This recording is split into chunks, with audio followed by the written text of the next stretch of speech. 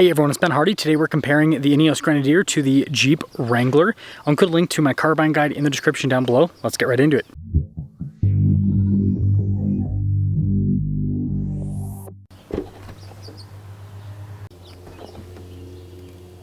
Powering the Grenadier is a turbo 3-liter inline-6 that goes through an 8-speed automatic transmission. Power outputs are 282 horsepower and then 331 pound-feet of torque. You can average about 17 to 18 miles per gallon with this. Powering the Wrangler, on the other hand, is a turbo 2-liter 4-cylinder paired to a hybrid and an 8-speed. It puts out 375 horsepower and then 470 pound-feet of torque. Now, if you charge it often, you can get really good fuel economy, but if you don't charge it at all, fuel economy is actually similar to the Grenadier, 17-18 miles per gallon. I would really appreciate it if you would subscribe. It massively helps out the channel, and it's completely free.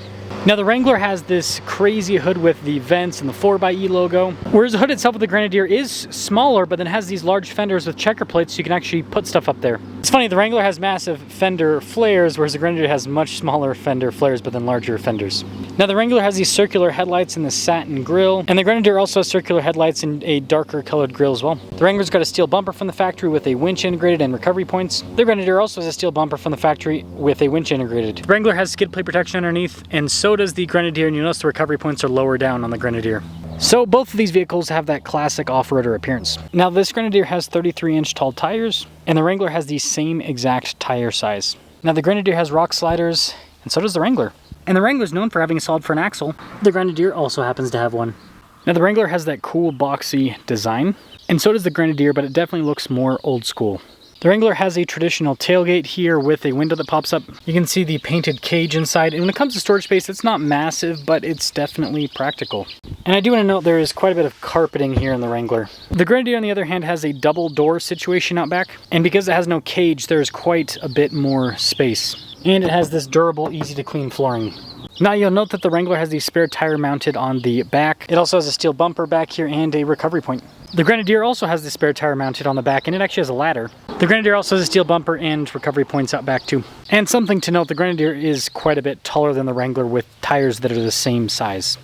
Now, I do fit back in the Wrangler, but legroom's a little bit more cramped. But at least I get vents back here, window controls, got a full outlet and some USBs. There's plenty of headroom back here, and you've got these nice seats with some blue stitching and some nice trim on the door panels.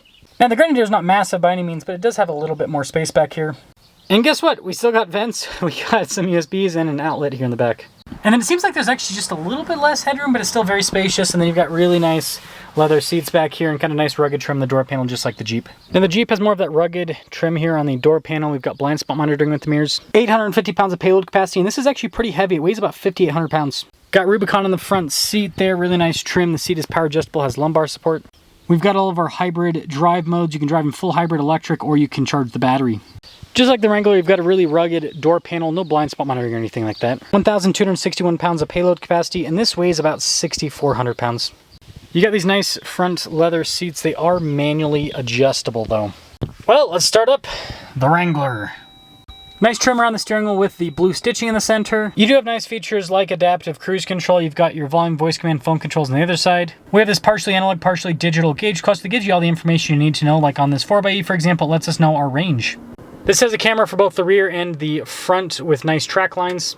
And you've got a big infotainment system. You notice we also have dual zone climate with heated seats and a heated steering wheel.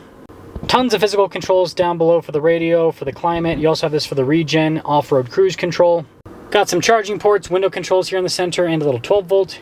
Count them 4 auxiliary switches with the Wrangler. Diff locks for the front and for the rear. We also have Off-Road Plus, which is Jeep's off-road driving mode, and a sway bar disconnect. Not only does this have 2-wheel drive, but it has 4-wheel auto and high part-time as well as 4-wheel low. Got some more storage in this section. Nice trim in the center console.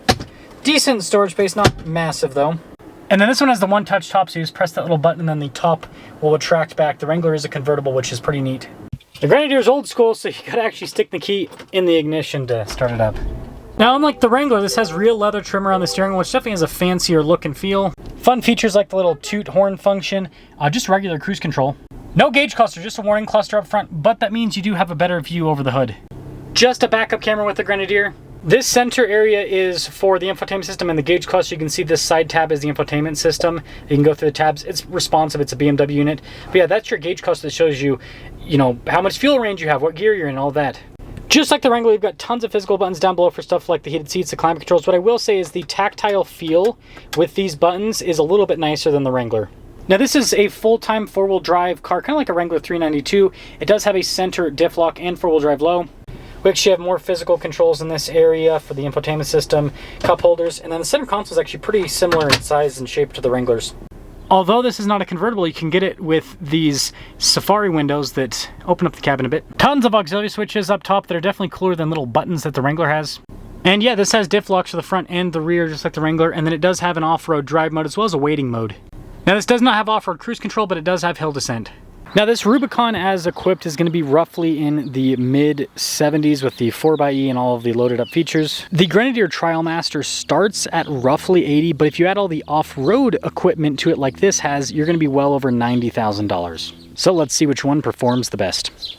Wrangler 4xe when it comes to the driving experience. Well, first off, being a plug-in hybrid, you actually have the ability to do regen. So it kind of has this somewhat one pedal like experience with the driving, which is pretty unique in the off-road world. There's not a lot of hybrids in general, especially plug-in hybrids. Now with that being said, the powertrain can feel disconnected at times, where sometimes you put your foot down on the gas and it doesn't go quite as quick as you might think, because it's taken a second for the engine to turn on or to go down in gear, and then the electric power, it's kind of like, am I going to give it to you? I'm not going to give it to you. It's just kind of, it's not the worst on the planet, but it is kind of all over the place at times, and so it's something to be aware of in terms of the performance that you can get out of the powertrain. Like, they're not bad, just not, it's not super seamless.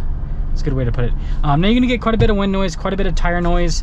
The Wrangler, I mean, they've made the glass and everything thicker. It's more insulated than it used to be, but at the end of the day, it is still a convertible, so you're gonna get more noise with this. So it's not the worst daily driver on the planet, but it is just a little bit noisier.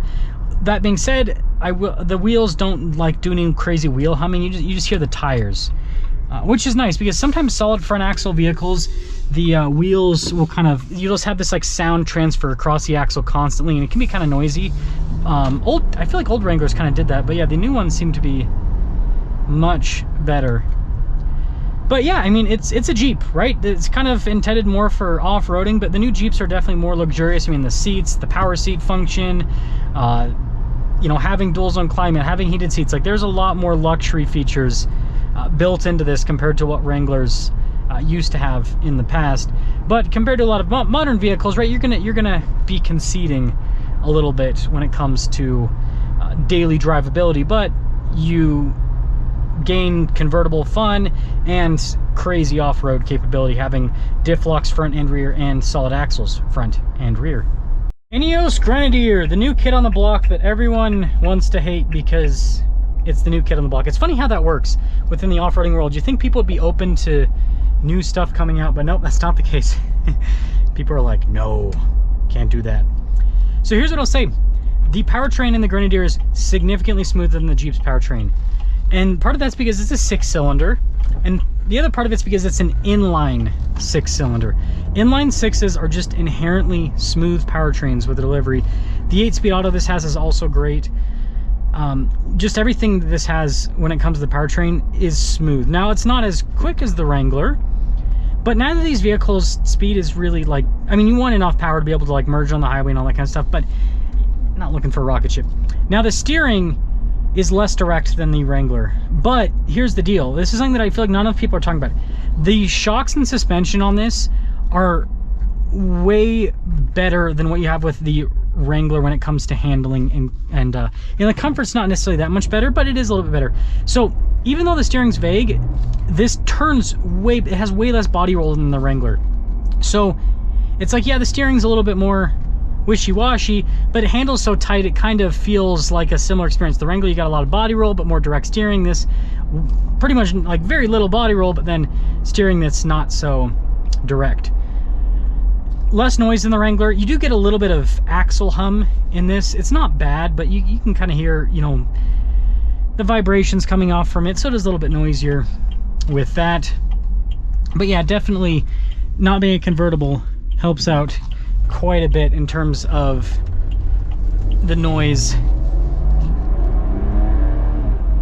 And the sound this makes is so much better than the 4-cylinder of the Wrangler. It's a really cool sound. The B50, it's a cool engine in general. So you look at the weight of these vehicles, it's about 6,400 versus 5,800. And by the way, Jeep people are in denial about how much Wranglers weigh. If you want to know the actual weight of your vehicle, take the gross vehicle weight rating and subtract the payload. That is the actual weight. It's not what Google says, it's what the door jam sticker says. So if the door jam sticker says, you know, like this, the door jam sticker says 7,700 gross vehicle weight rating, payload is 1,261. That means this weighs like 6,440 pounds, right? That Wrangler weighs about 5,800 pounds. It is not 5,000 pounds like all the Jeep people are claiming those Wranglers are. They weigh well over 5,000 pounds. Most of them are like 5,400 to 5,500 pounds.